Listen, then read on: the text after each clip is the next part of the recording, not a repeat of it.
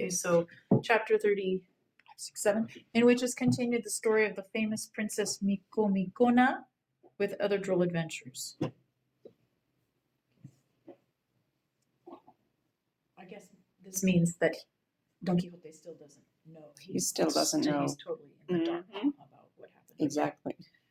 To all this, Sancho listened with no little sorrow at heart to see how his hopes of dignity were fading away and vanishing in smoke, and how the fair Princess Micomicona had turned into Dorotea, and the giant into Don Fernando, while his master was sleeping tranquilly, totally unconscious of all that had come to pass. Dorotea was unable to persuade herself that her present happiness was not all a dream. Cardenio was in a similar state of mind, and Lucinda's thoughts ran in the same direction. Don Fernando gave thanks to heaven for the favor shown to him, and for having been rescued from the intricate labyrinth in which he had been brought so near the destruction of his good name and of his soul. Oh my goodness. We don't believe an inch of what he thinks or says, right? No, it's like, oh, thank goodness, I was such a scoundrel. Now, thank goodness, I've been brought to my better senses by this amazing woman, which is such a, I mean, that is the standard trope, right? Of this, it's Beauty and the Beast. It's the salvific female who comes and tames and makes better the guy who's less than good. Mm-hmm. Yes. Civilizes right. him and makes him okay. And all of the sex fantasies of the the wild guy, the bad boy, and she with the added spice here that he had already wronged her. Yes. So what I find funny maybe is that it's the same girl who saves him, after the fact. Yes. But we want everything to work out okay, so we don't want her to be abandoned, and No, we don't. No. I don't want her. I don't want her to be with this guy. Well, I don't want her to be with this guy either. But that's such a good point. Like I don't want her to be with this guy either. But I think it's because we know. We know better. We have a choice, like we discussed last week, right? I mean, she probably didn't have a choice. No. Because mostly we know that people don't have these amazing changes. Yeah, an epiphany. Like an epiphany, right? Mm-hmm. Okay.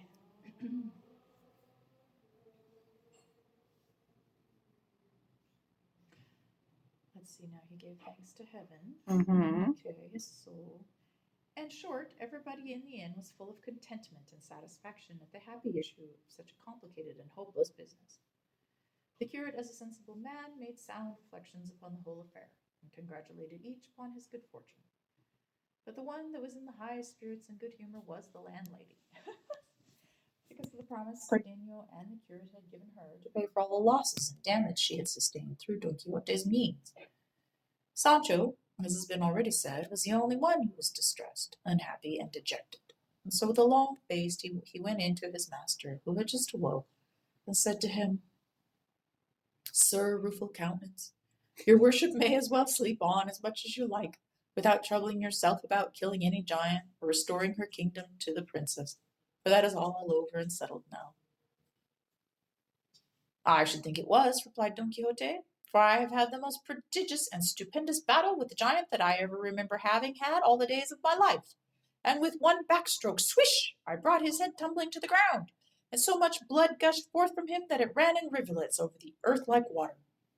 "Like red wine, your worship had better say," replied Sancho, "for I would have you know, if you don't know it, that the dead giant is a hacked wineskin, and the blood 24 gallons of red wine that it had in its belly, and the cut-off head is the bitch that bore me, and the devil take it all."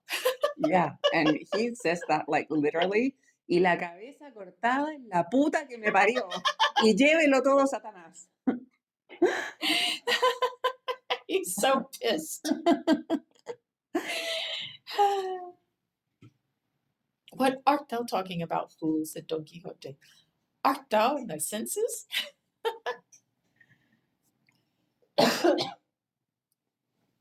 "Let your worship get up," said Sancho. And you will see the nice business you've made of it, and what we have to pay. And you will see the queen turned into a private lady called Dorotea, and other things that will astonish you, if you understand them.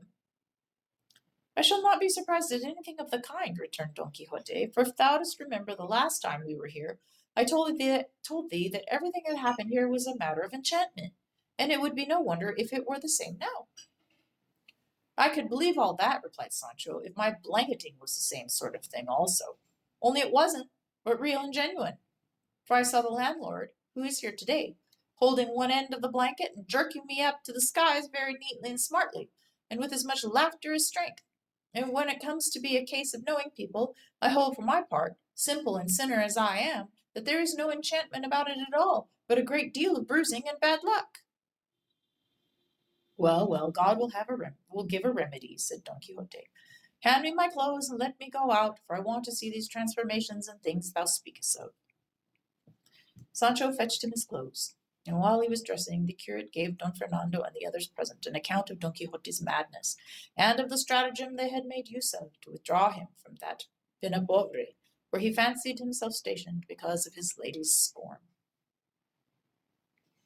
He described to them also nearly all the adventures that Sancho had mentioned, at which they marvelled and laughed not a little, thinking it, as all did, the strangest form of madness a crazy intellect could be capable of.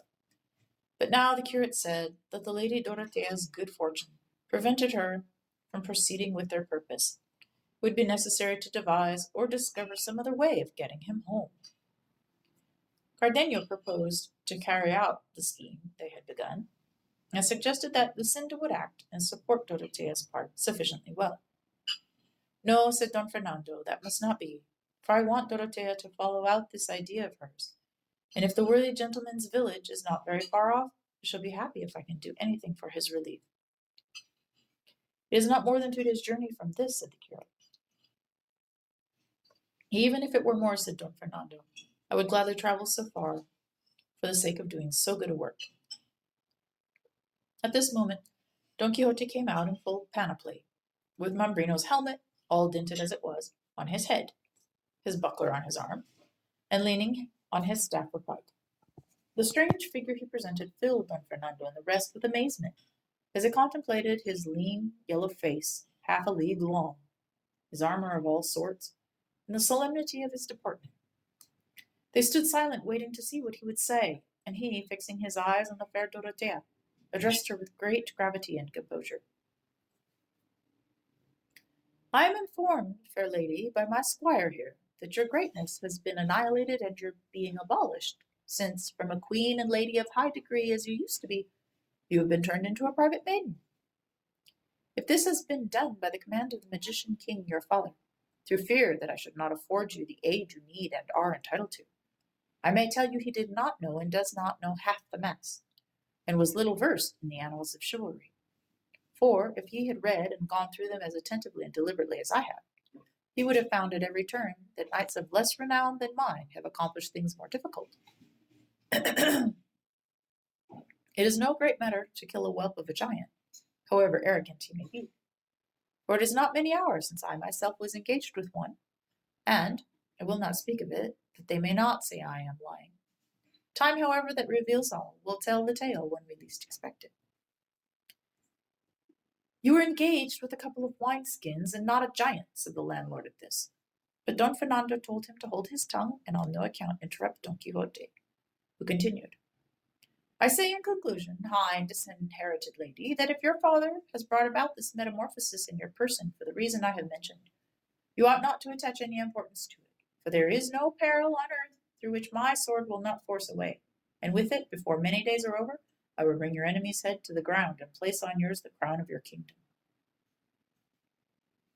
Don Quixote said no more, and waited for the reply of the princess, who, aware of Don Fernando's determination to carry on the deception until Don Quixote had been conveyed to his home, with great ease of manner and gravity made answer. Whoever told you, valiant knight of the rueful countenance, that I had undergone any change or transformation, did not tell you the truth, for I am the same as I was yesterday. It is true that certain strokes of good fortune, that have given me more than I could have hoped for, have made some alteration in me, but I have not therefore ceased to be what I was before, or to entertain the same desire I have had all through of availing myself of the might of your valiant and invincible arm. And so, Señor, let your goodness reinstate the father that begot me in your good opinion, and be assured that he was a wise and prudent man, since by his craft he found out such a sure and easy way of remedying my misfortune. For I believe, Señor, that had it not been for you, I should never have lit upon the good fortune I now possess. And in this I am saying what is perfectly true, as most of these gentlemen who are present can fully testify. All that remains is to set out on our journey tomorrow, for today we could not make much way. And for the rest of the happy result I am looking forward to, I trust to God and the valor of your heart. So said the sprightly Dorotea, and on hearing her Don Quixote turned to Sancho and said to him with an angry air, I declare now, little Sancho, thou art the greatest little villain in Spain. Say, thief and vagabond, hast thou not just now told me that this princess had been turned into a maiden called Dorotea, and that the head which I am persuaded I cut off from a giant was the bitch that bore thee, and other nonsense that put me in the greatest perplexity I have ever been in all my life? I vow, and here he looked to heaven and ground his teeth, I have a mind to play the mischief with thee in a way that will teach sense for the future to all lying squires of knights errant in the world. Let your worship be calm, Señor, returned Sancho, for it may be well that I have been mistaken as to the change of the lady Princess Micomicona. But as to the giant's head, or at least as to the piercing of the wine skins, and the blood being red wine, I make no mistake, as sure as there is a God, because the wounded skins are there at the head of your worship's bed, and the wine has made a lake of the room. If not, you will see when the eggs come to be fried. I mean, when his worship the landlord calls for all the damages. The rest I am heartily glad that her ladyship the queen is as she was, for it concerns me as much as anyone. I tell thee again, Sancho, thou art a fool, said Don Quixote. Forgive me, and that will do. That will do, said Don Fernando. Let us say no more about it. And as her ladyship the princess proposes to set out tomorrow because it is too late today, so be it, and we will pass the night in pleasant conversation, and tomorrow we will all accompany Señor Don Quixote, for we wish to witness the valiant and unparalleled achievements he is about to perform in the course of this mighty enterprise which he has undertaken. It is I who shall wait upon and accompany you, said Don Quixote, and I am much gratified by the favor that is bestowed upon me and the good opinion entertained of me, which I shall strive to justify, or it shall cost me my life, or even more, if it can possibly cost me more. Many were the compliments and expressions of politeness that passed between Don Quixote and Don Fernando, but they were brought to an end by a traveler who at this moment entered the inn.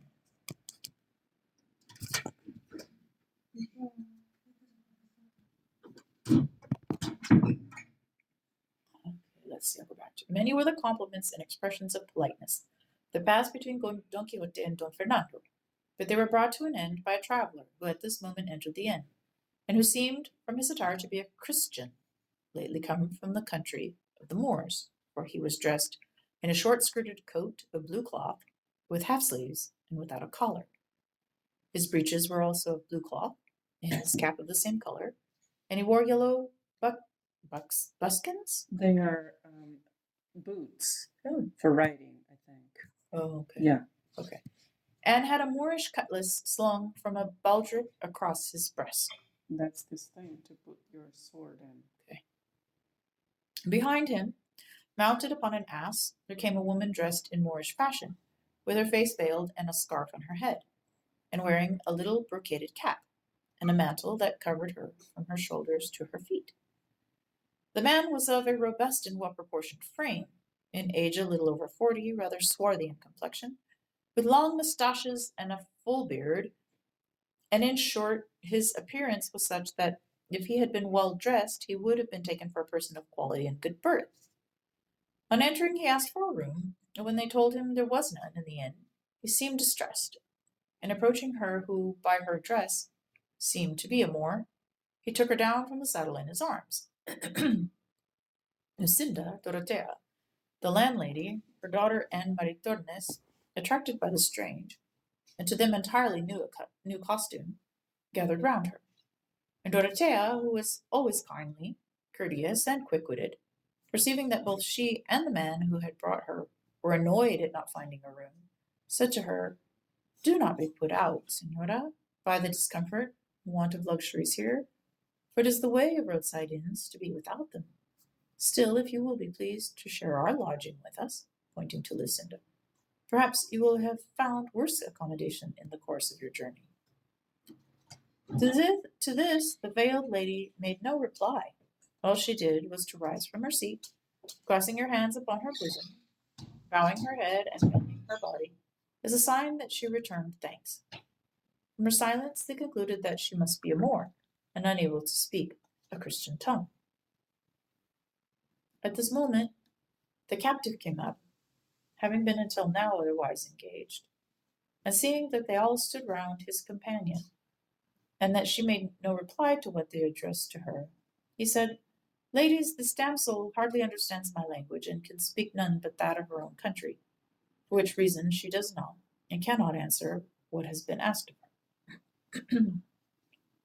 "Nothing has been asked of her," returned Lucinda. "She has only been offered our company for this evening, and a share of the quarters we occupy, where she shall be made as comfortable as the circumstances allow.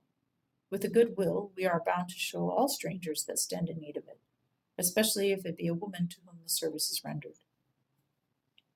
"On her part and my own, Senora," replied the captive, "I kiss your hands, and I esteem highly, as I ought, the favor you have offered, which, on such an occasion, and coming from persons of your appearance, it is plain to see, a very great one." "Tell me, Senor," said Dorotea, "is this lady a Christian or a Moor? Her dress and her silence lead us to imagine that she is what we could wish she was not." Mm-hmm. Oh, yeah. "In dress and outwardly," said he, "she is a Moor, but at heart she is a thoroughly good Christian, for she has the greatest desire to become one." "Then she has not been baptized?" returned Lucinda.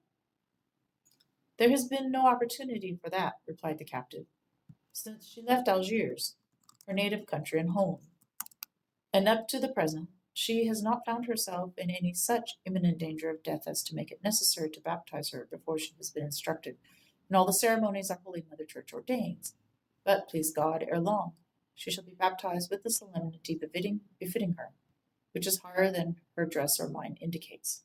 Right. And the Moors were expelled from Spain between 1609 and 1613. So no wonder she wanted to be a Christian. Yeah. I mean, Yeah. right? Yeah. If you have to be there, for sure. Uh-huh. Now, I'm not sure, I don't understand, Papa, why they're referring to this man as a captive. Why does my translation say captive? Who's captive, you mean? Mm-hmm.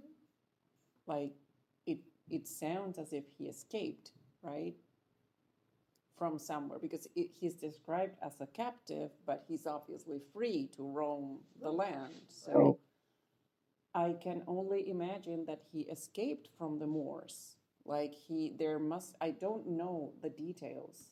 No tengo súper clara cómo fue la expulsión de los moros de España, pero acá está, mira, fue ordenada por el rey Felipe III y se llevó a cabo de manera escalonada entre 1609 y 1613. Entonces, yo me imagino que acá tiene que haber habido, no sé si guerra, pero it was probably, tiene que haber sido resentido y tiene que haber habido ciertos enfrentamientos, ¿o no? Sí, absolutely. Absolutely. Well, there must have been. Yes, yeah. But I just find it odd that it seemed to me like the word, and then the captive, and it like to popped out of nowhere. I felt like I have a hard time focusing now. I'm not sure if it's age or if it's too much phone or if it's both. But sometimes I feel like my focus is whacked, but then other times I think, no, it's just this book. Because to me, there was never a time when there was thinking about why he might be called Okay. in that manner. Yes, so he's called, I'm moving forward now, Uh-huh. but he will eventually tell the story of his Hmm. life, apparently, Okay. in the next or in the following chapters. Uh-huh. And he was taken prisoner by the king of Argel. Argel, how do you, ¿cómo se Okay. llama en inglés? Argelia? Nothing. In English. Algiers? Lady. Could it be a bit? Hold on a second. Let me see. Also. Check that. Argel? Yeah, Argelia. Yeah. Yeah, Algeria. Okay, so we don't know yet, but and he was. I mean, Cervantes is describing him as a captive based on the way he was dressed, right? Okay. So we don't know yet what happened to him, but we can assume that he was captive en las manos de los moros. Yeah. Okay. Okay. All right. So, by these words, he excited a desire in all who heard him to know who the Moorish lady and the captive were, but no one liked to ask just then, seeing that it was a fitter moment for helping them to rest themselves than for questioning them about their lives. Dorotea took the Moorish lady by the hand, and leading her to a seat beside herself, requested her to remove her veil. She looked at the captive as if to ask him what they meant and what she was to do. He said to her in Arabic that they asked her to take off her veil, and thereupon she removed it and disclosed a countenance so lovely that to Dorotea she seemed more beautiful than Lucinda, and to Lucinda more beautiful than Dorotea. And all the bystanders felt that if any beauty could compare with theirs, it was the Moorish lady's. And there were even those who were inclined to give it somewhat the preference. And as it is the privilege and charm of beauty to win the heart and secure goodwill, all forthwith became eager to show kindness and attention to the lovely Moor. So tell me, I mean, why does this trouble me so much? Como la hermosura tenga prerrogativa y gracia de reconciliar los ánimos y atraer las voluntades, luego se rindieron todos al deseo de servir y acariciar a la hermosa mora. It's just like. Oh, shut up. It's just one of those things. It's hell to be pretty.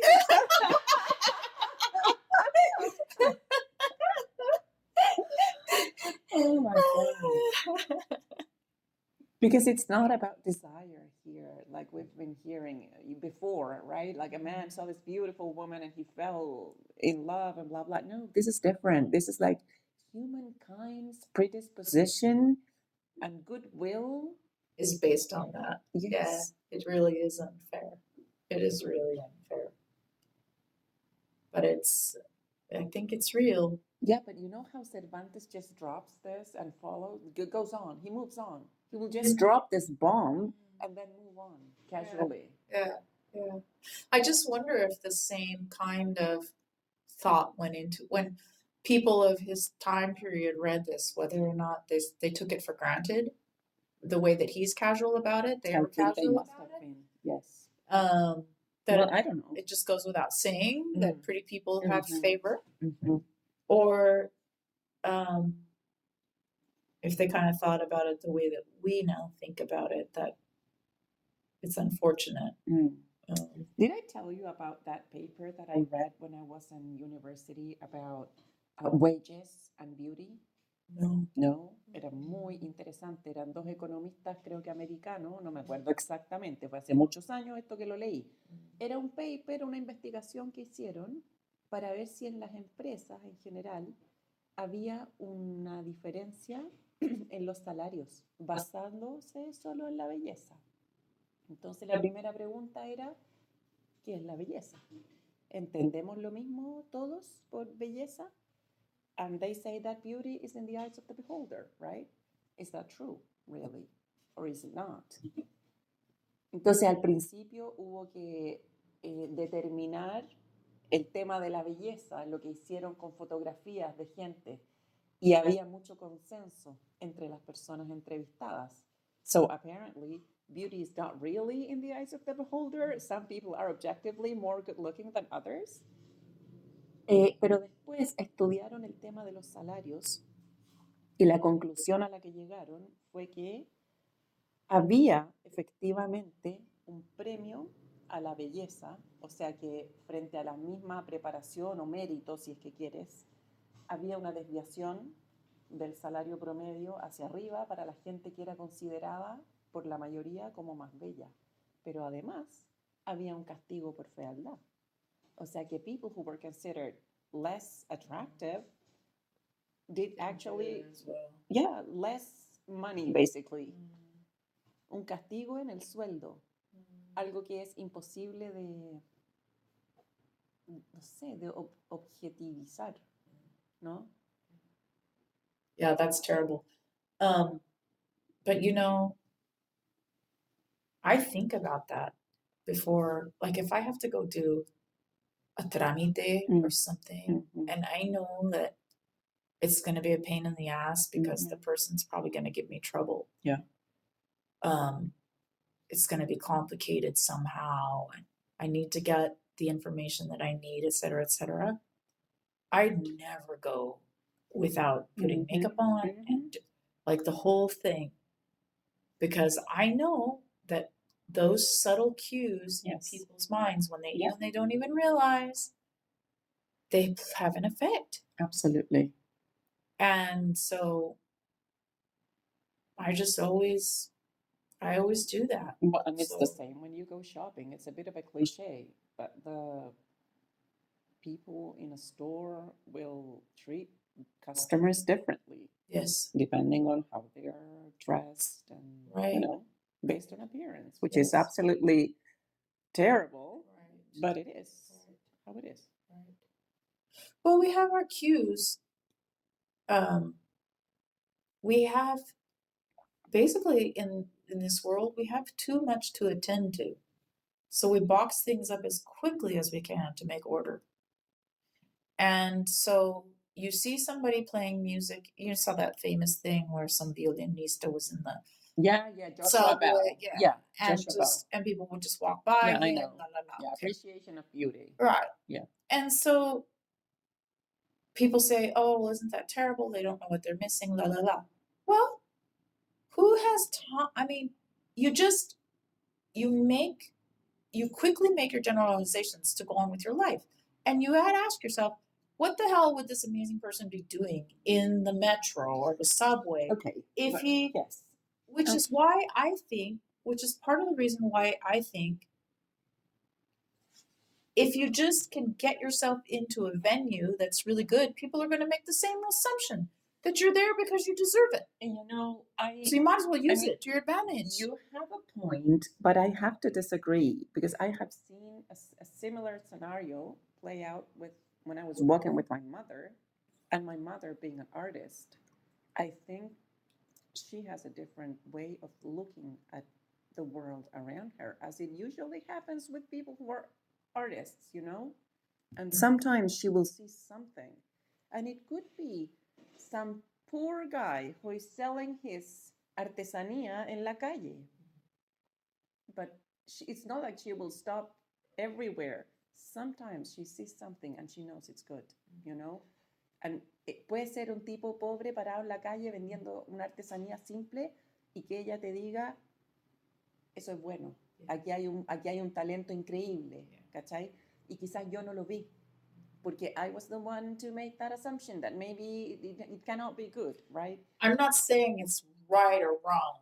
I'm saying I understand it because it's...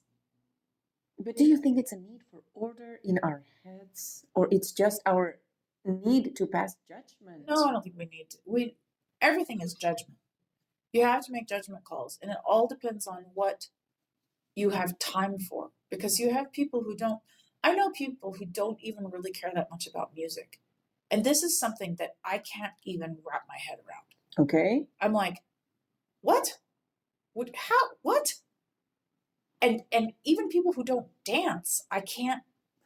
And especially a songwriter. I'm like, you are a musician, for Christ's sake, and you don't know, you can't move your body in time to the music? What the hell is wrong with you?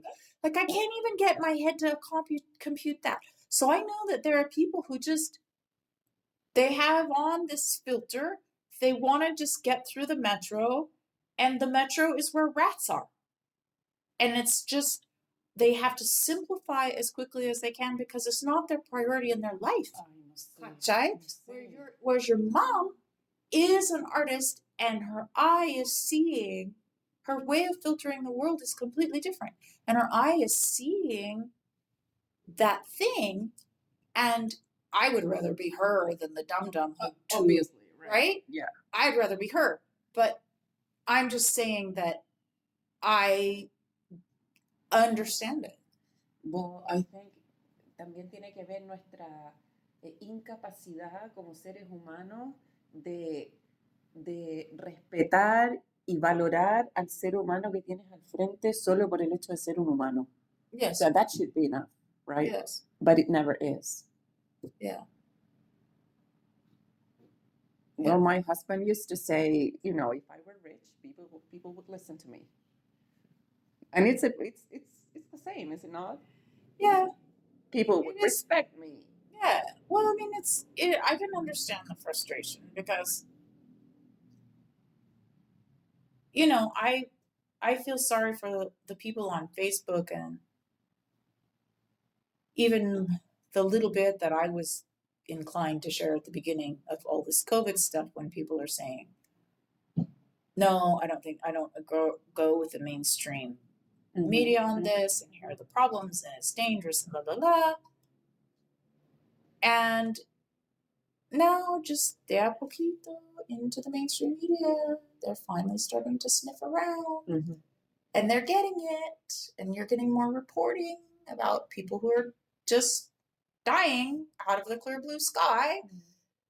And so it pisses you off because you think, just because I'm a no one doesn't mean I'm stupid.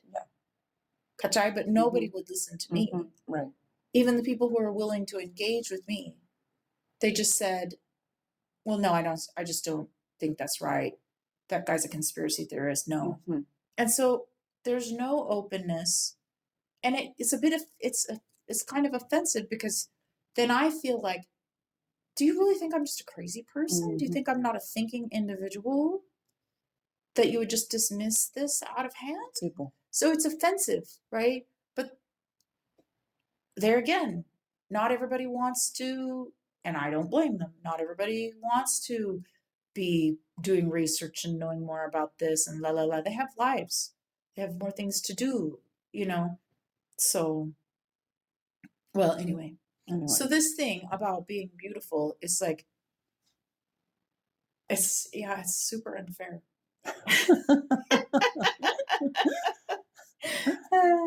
As I said, it's hell to be beautiful. Oh, shut up. Shut up and read. Don Fernando asked the captive what her name was, and he replied that it was Lela Soraya.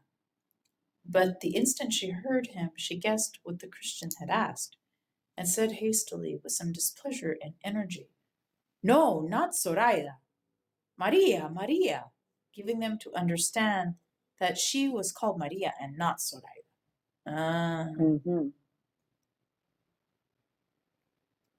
These words and the touching earnestness with which she uttered them drew more than one tear from some of the listeners, particularly the women, who are by nature tender-hearted and compassionate. Right. Lucinda embraced her affectionately, saying, yes, yes, Maria, Maria, to which the Moor replied, yes, yes, Maria. Soraya, I don't even know what it says there. I don't either. Yeah. Which means not Soraya. Okay. Now this to me is grosser than the other thing. Okay. This thing of denial. This whole, yes, of abasement and the lack of tolerance. And I mean, I know that obviously it's my modern conception pushing back, but this seems more yucky because it's more pandering. No, I'm not I'm not Moorish. Please, I'm going to be a Christian at any moment. That to me is more como kind of debasing. Totally. So, night was now approaching, and by the orders of those who accompanied Don Fernando, the landlord had taken care and pains to prepare for them the best supper that was in his power. The hour, therefore, having arrived, they all took their seats at a long table, like a refectory one.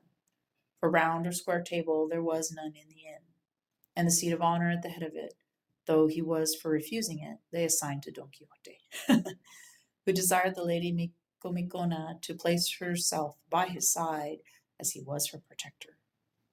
Lucinda and Zoraida took their places next her. Opposite to them were Don Fernando and Cardenio, and next the captive and the other gentlemen, and by the side of the ladies the curate and the barber. And so they supped in high enjoyment, which was increased when they observed Don Quixote leave off eating, and moved by an impulse like that which made him deliver himself at such length when he supped with the goatherds, begin to address them. I'm just curious. Mm-hmm. I want to picture this properly. What? It says they took their seats at a long table like a refectory one. Okay, so probably almost like a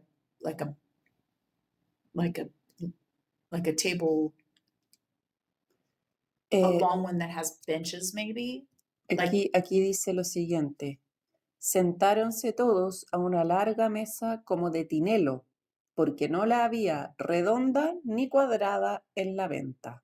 Entonces, he's describing the shape of the table. There was not a round table and not a square table. So this shape, it says here, la mesa era cuadrilonga. I can only assume that it was like a rectangle or an oval, maybe.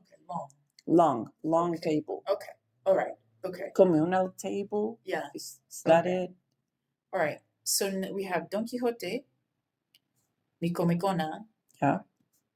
At his Lucinda, side. Zoraida. Yeah. Don Fernando, Cardenio, the captive.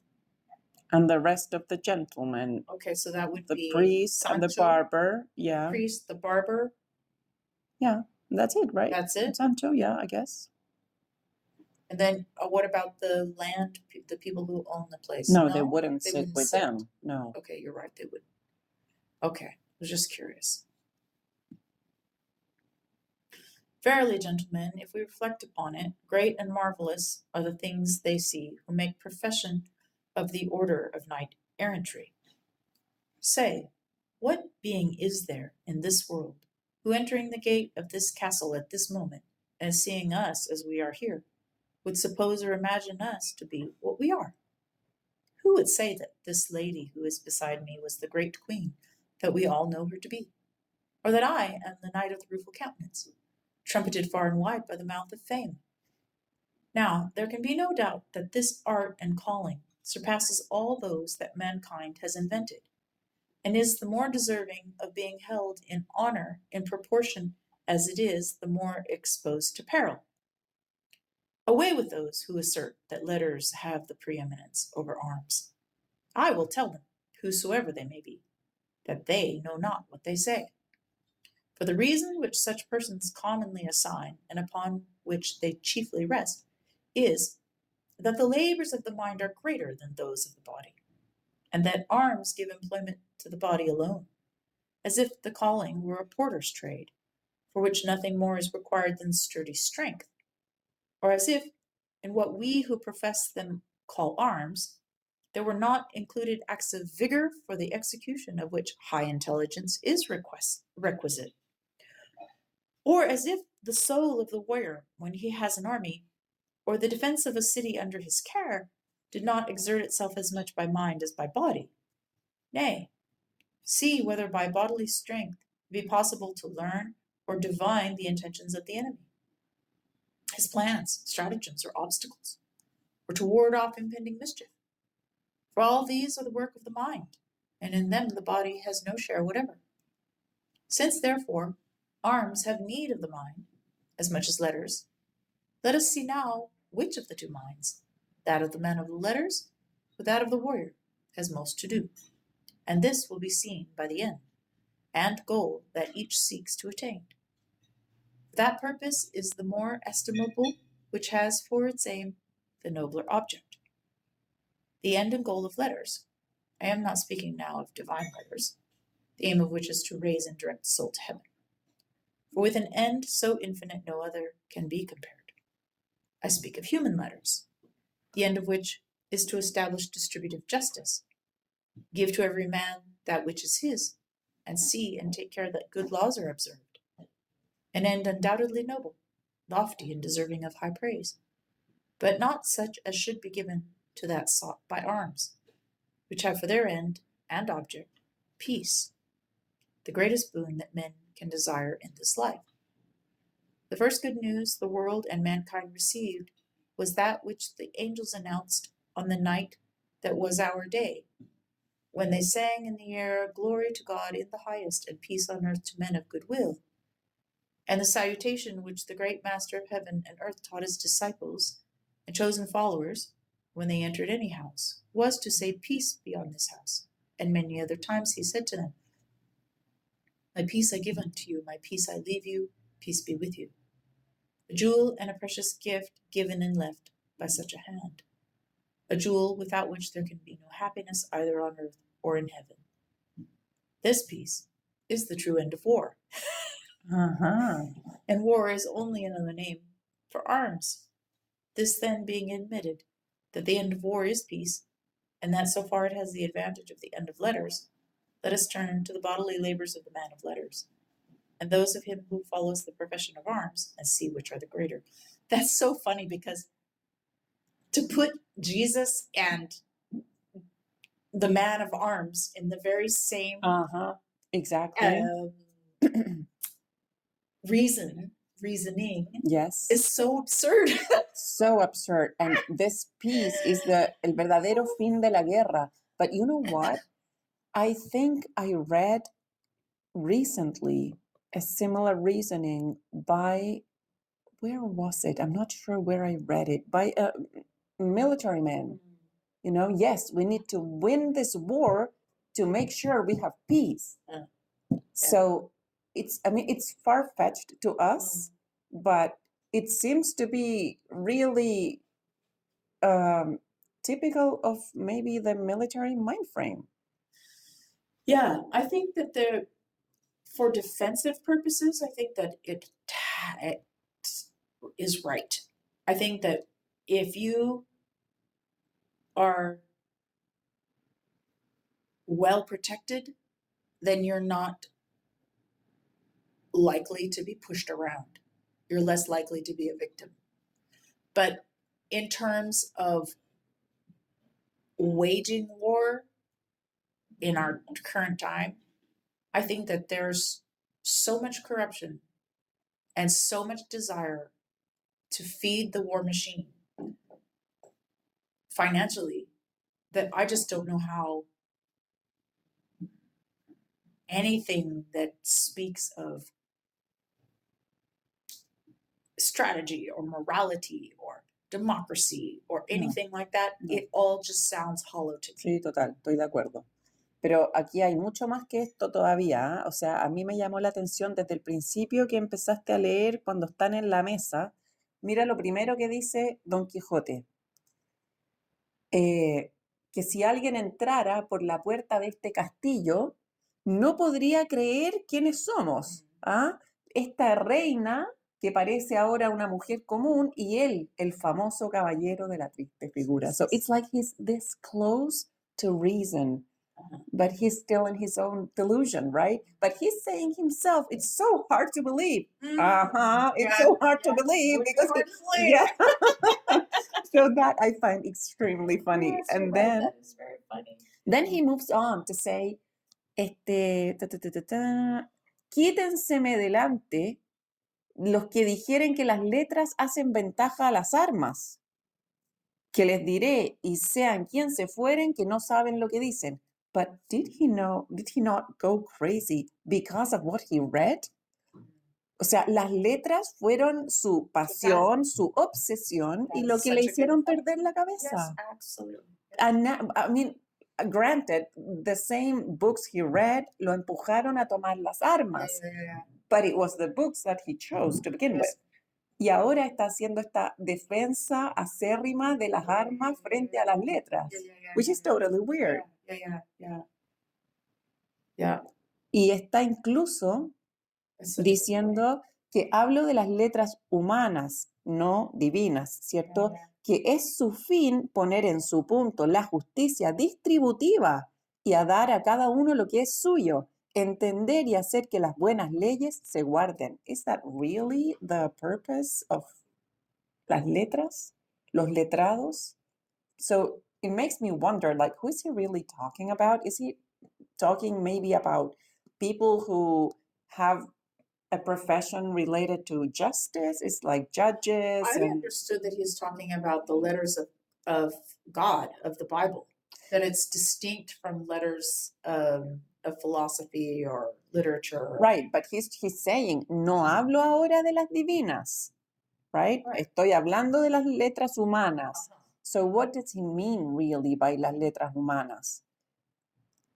I think maybe I'm mistaken, or I don't know. Porque los trabajos del estudiante, no hemos llegado aquí. I guess he's just talking, well, I mean, the law for sure. The law, I think. He must be talking about the law. Yeah.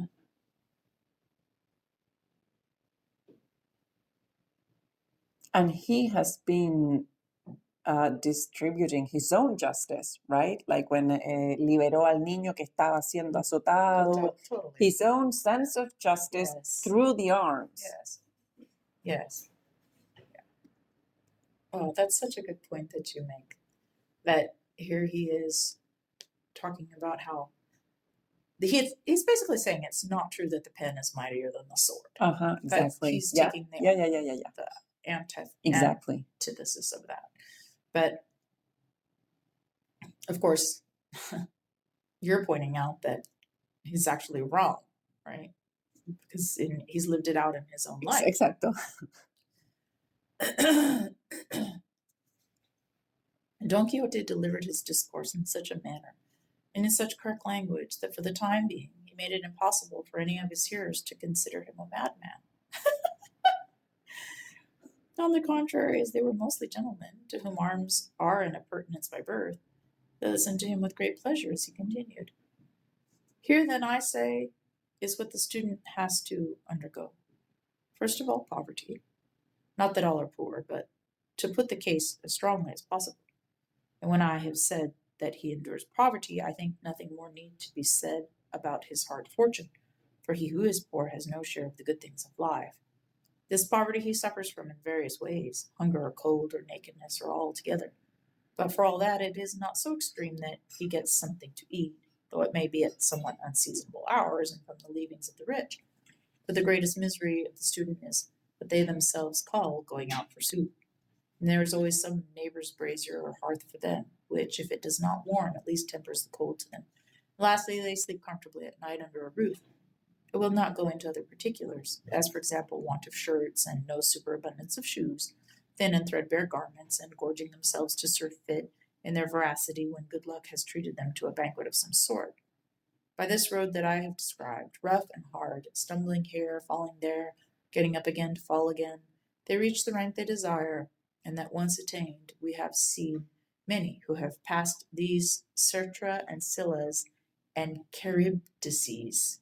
I don't know who those are. Greek mythology, the monsters that guarded a strait. Oh, okay. As if born, flying on the wings of favoring fortune. We have seen them, I say, ruling and governing the world from a chair, their hunger turned into satiety, their cold into comfort, their nakedness into fine raiment, their sleep on a mat into repose in Holland and Damask, the justly earned reward of their virtue.